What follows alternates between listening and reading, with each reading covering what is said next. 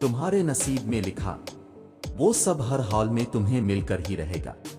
बस ये कुछ आजमाइशें, इन आजमाइशों से मुंसलिक वक्ती तकाल्फ, इन तकाल्फों से बहते अश्क, इन अश्कों से बड़े हाथों का रब करीम के हुजूर दुआगो हो जाना तो महज एक बहाना है।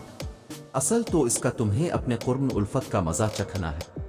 अगर वो इस चीज का ख्याल तुम्हारे जहन से नहीं निकाल रहा जो तुम चाहते हो, तो जान लो कि दुआ कबूल हो चुकी है।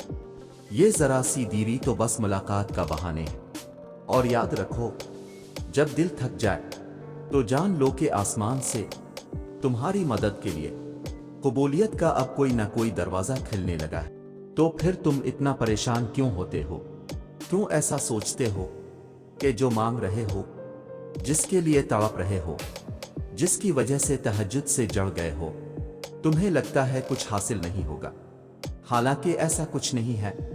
वो खाली हाथ नहीं लौटता, बस एक मुकर्ररा वक्त पर सब मिलता है।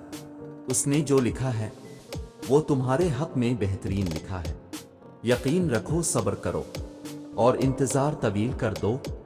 शुक्र करो, वो यकीन नहीं तोड़ेगा, दिल का सुकून भी देगा, दुआ भी कबूल करेगा। सुनो, वो अल्लाह है, किसी भी वक्त मुझसे भेज सकता है। मायूस वो होते हैं जिनको रब पर यकीन नहीं होता। मायूस वो होते हैं जिनका ईमान कमजोर होता है। मायूस वो होते हैं जो डर जाते हैं दुनिया से। सुन, वो तुम ऐसे लोगों में शामिल ना होना।